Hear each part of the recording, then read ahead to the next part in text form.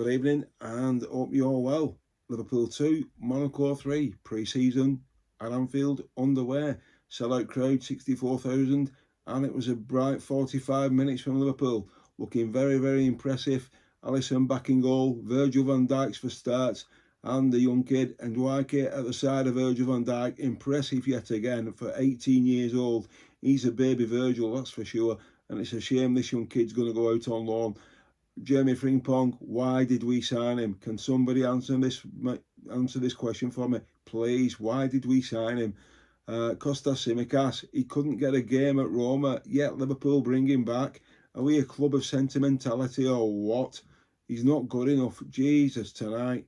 And then, obviously, you look at midfield and Trey Ione's not there. Ryan Gravenberch, yeah, he was all right. He was blowing hot and cold, decent start, and then he started to fade.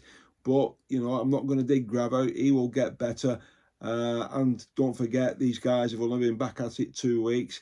Florian Wirtz, 116 million.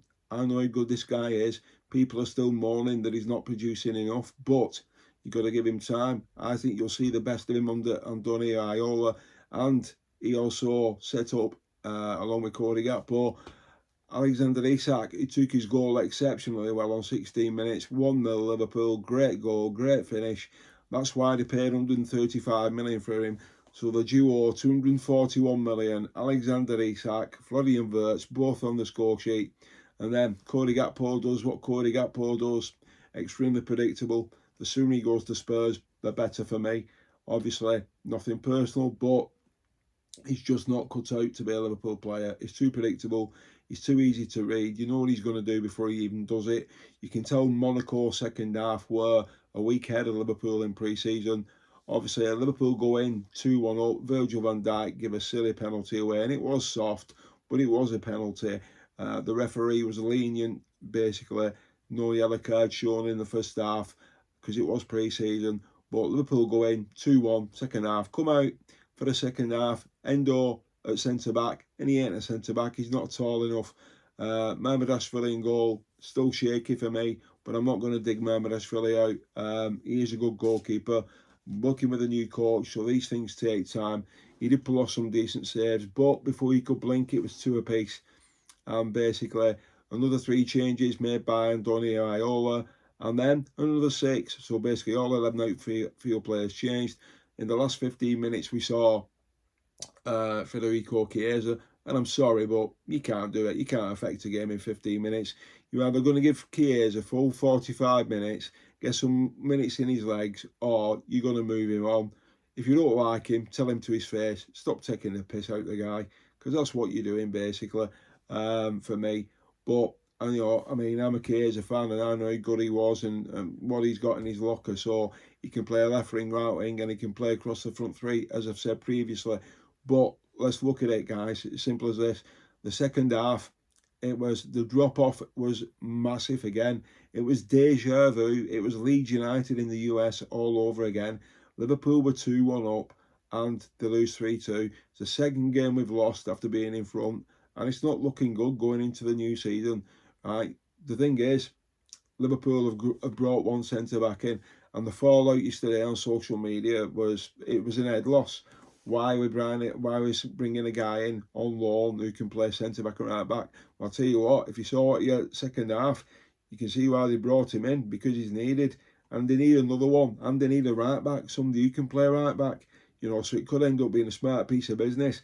Jamie Carragher's not impressed with it, but that's his opinion. Everybody's entitled to their own thoughts.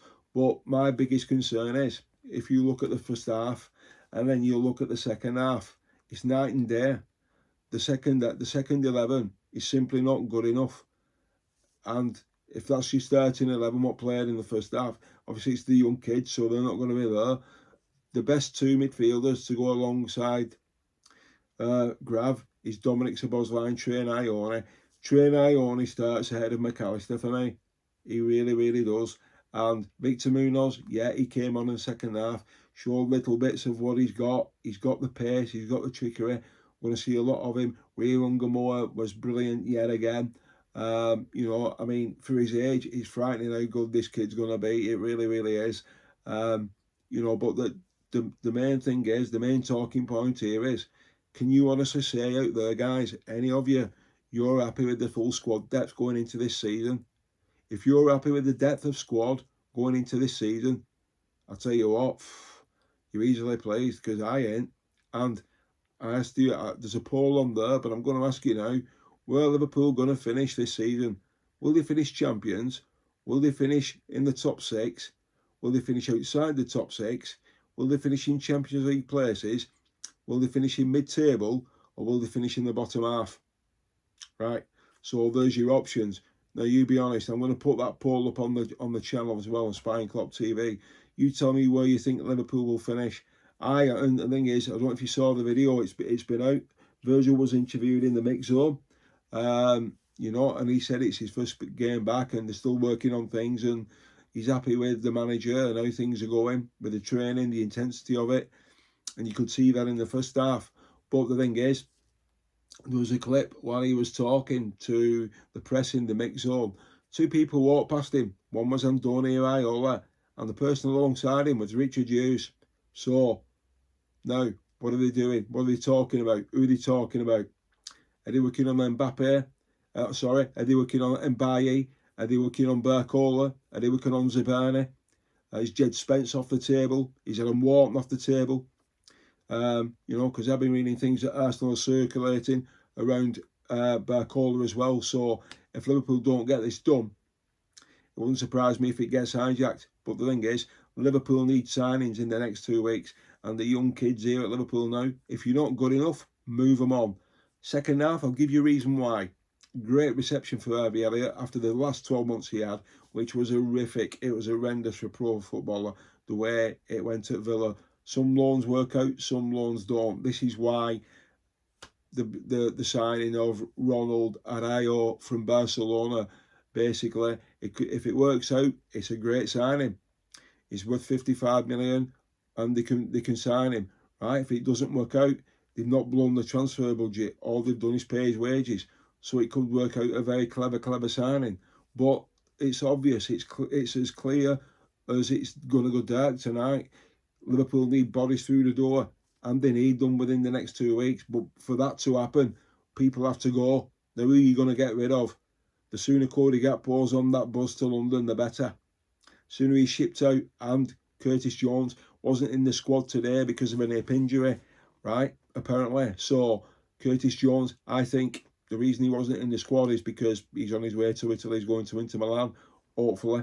Right? Harvey Elliott, sorry it's not worked out for you, mate, but you're not good enough for Liverpool.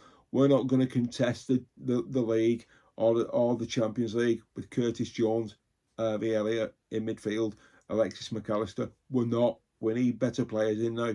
Seriously. So, let me know what you think, guys, in the comments. Hit a like, subscribe on YouTube, hit the notification bell. But get your comments in. How are you feeling about today? Are you overwhelmed? Are you underwhelmed? Or are you okay? It's pre-season. Doesn't really mean much. The results I don't bother about, but I want to see how we're playing. First half, yeah, you can see what Ariola's trying to do. And I've said when he was appointed, we'll play similar to what Spain do. And I'm convinced by that. But for that to happen, you've got to give him the tools. FSG have got to back him. If you don't back him, we're going to end up in the same situation we were in last season, sorry. Right? So Michael Edwards and Richard Hughes have basically shit on the club from a great height. Edwards is gone and Hughes is going. So you can see why we're in the state we're in. And not only that, guys, at the end of next season, there's 11 players out of contract. 11. Really? Is this how Liverpool Football Club should be run? You answer me that, right? And when that third goal went in, what happened to the atmosphere?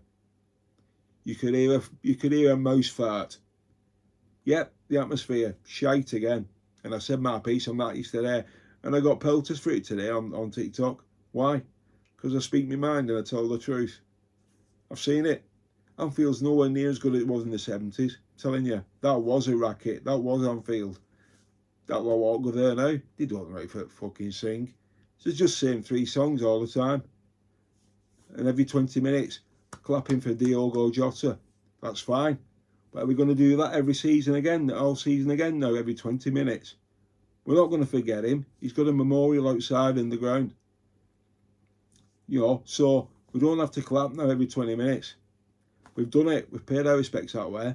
I'd let that slide now. Let's concentrate on the football. The players don't need reminding of what happened last year, because that's what you're doing when you applaud. If you think you want to put that in their head again, they're trying to move on from that, like we all are. You know, so anyhow, don't forget, once a red, always a red. Hit the like and subscribe. You know, do the YouTube thing because it does help, and you'll never walk alone. But let me know what you think, guys. Are Liverpool on the right path, or are we going the same way Spurs were last year? Let me know what you think. Interested. Thanks for watching. See you again soon. Bye for now.